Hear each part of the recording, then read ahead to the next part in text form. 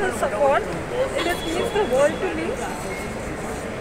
All I want to say right now is so many powerful men have abused their position, power, authority, legal prowess, contact with the sole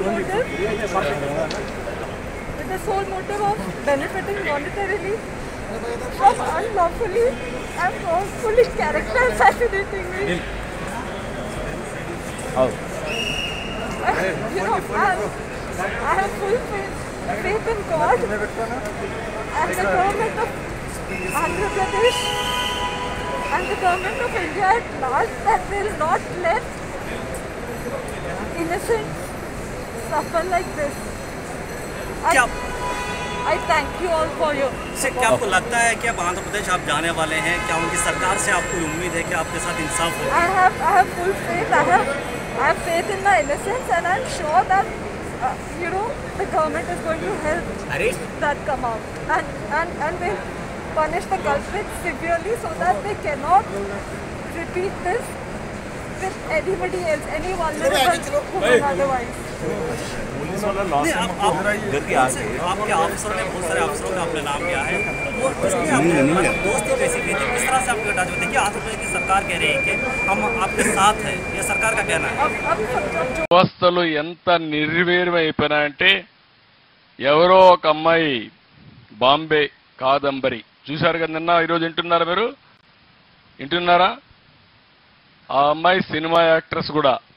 ఆ అమ్మాయిని పట్టుకొచ్చి దొంగ సంతకాలు, దొంగ పుస్తకం రాసి ఫోర్జరీ చేసినటువంటి డాక్యుమెంట్స్ తయారు చేసి దొంగతనంగా పెట్టి ఆవిడ్ని ఇక్కడ అరెస్ట్ చేసి ఇక్కడ కస్టడీలో పెట్టే పరిస్థితికి వచ్చారు. అంటే పోలీసులు ఎవరైతే ప్రజల ప్రాణాలు కాపాడవలసిన పోలీసులే ఇలాంటి పనులు చేస్తే ఇంకా రక్షణ ఎవరుకుంటుందని అడుగుతున్నా. ఇలాంటి చాలా సంఘటనలు జరిగాయి. అందుకే మీరందరూ గుర్తుపెట్టుకోవాల్సిన అవసరం ఉంది. భవిష్యత్తులో ఒకటే మీ అందరికీ హామీ ఇస్తున్నాం, మీరందరూ మేము మీ భవిష్యత్తు కోసం పనిచేస్తున్నాం, రాష్ట్ర భవిష్యత్తు కోసం పనిచేస్తున్నాం. ఈ యొక్క చెట్లు పెట్టే కార్యక్రమం ఒక ఉద్యమంగా మనం ముందుకు తీసుకుపోవాల్సిన అవసరం ఉంది. దీనికోసమే ఈరోజు మేము చెప్పినట్టు ఎక్కడ చూసినా 50% పచ్చదనం ఉండేట్టుగా చూస్తాం. నదుల అనుసంధానం చేసి ఎక్కడికక్కడ కరువు అనే మాట లేకుండా పూర్తిగా ప్రతి ఎకరాకు నీళ్ళిచ్చే బాధ్యత, పోలవరాన్ని పూర్తి చేసే బాధ్యత తీసుకుంటాం. ఈ సంవత్సరం మీరు చూస్తే మంచి వర్షాలు పడ్డాయి. ఎక్కడ చూసినా రిజర్వాయర్స్ అన్ని కళకళలాడుతున్నాయి. ఇది శుభ సూచకం. మీ భవిష్యత్తుకు మార్పుకి మొదలు మెట్టు అని చెప్పి కూడా మీ అందరికీ తెలియజేస్తున్నా. అక్కడి నుంచి ప్రారంభిస్తున్నాం.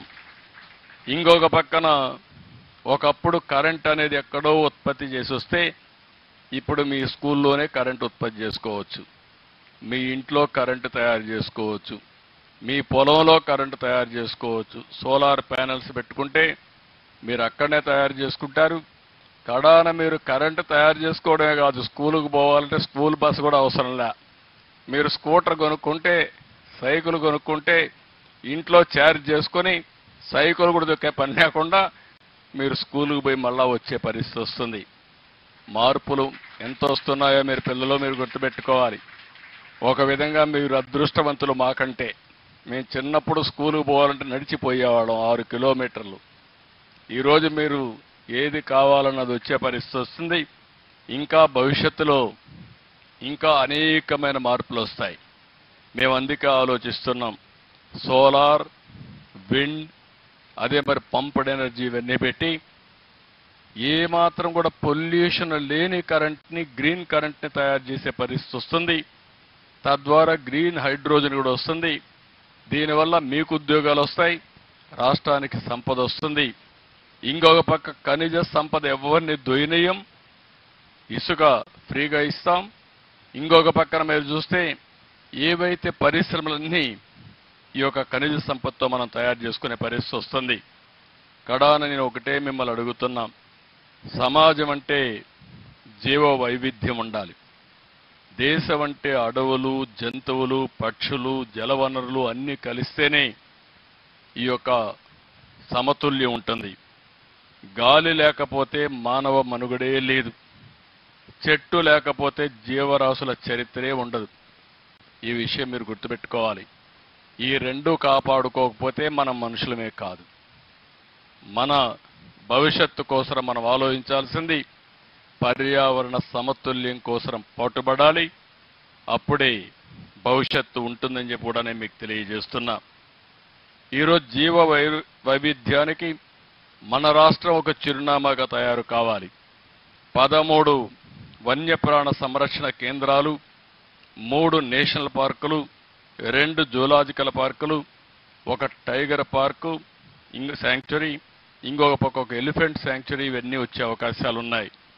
ఇంకొక పక్క మీరు నాగార్జున సాగర్ శ్రీశైలం దగ్గర 5,300 ఎకరాల్లో దేశంలోనే అతిపెద్ద టైగర్ శాంక్చురీ వస్తుంది. 80 పులులు ఉన్నాయి. కాబట్టి మీరు ఎప్పుడన్నా పులులు చూడాలంటే నేరుగా నాగార్జున సాగర్ పోతే పవన్ కళ్యాణ్ గారిని ఒకసారి తలుచుకుంటే పులుల దర్శనం చేసుకొని మీరు రావచ్చు. అలాంటి సఫారీ తయారు చేస్తున్నాం. ఇది కాకుండా ఇంకొక పక్కన మీరు చూస్తే ఎవరైనా సరే ఈ యొక్క అడవులను కానీ విధ్వంసం చేస్తే వదిలిపెట్టాం. ఎవరైతే రెడ్ శాండిల్ స్మగ్లర్స్ ఉన్నారో వాళ్ళని హెచ్చరిస్తున్నా. ఇన్ని రోజులు మీరు ఆటాడారు, భవిష్యత్తులో మీ ఆటలు సాగనీయం. అవసరమైతే డ్రోన్స్ పర్యవేక్షణ పెడతాం. నీకంటే ముందు డ్రోన్ మీ అడవుల్లో ఉంటుంది. ఎవడైనా అడవిలో అడుగు పెడితే అదే చివరి రోజు చేసే బాధ్యత మాదని మరొక్కసారి మీ అందరికీ తెలియజేస్తున్నా, వాళ్ళని హెచ్చరిస్తున్నా.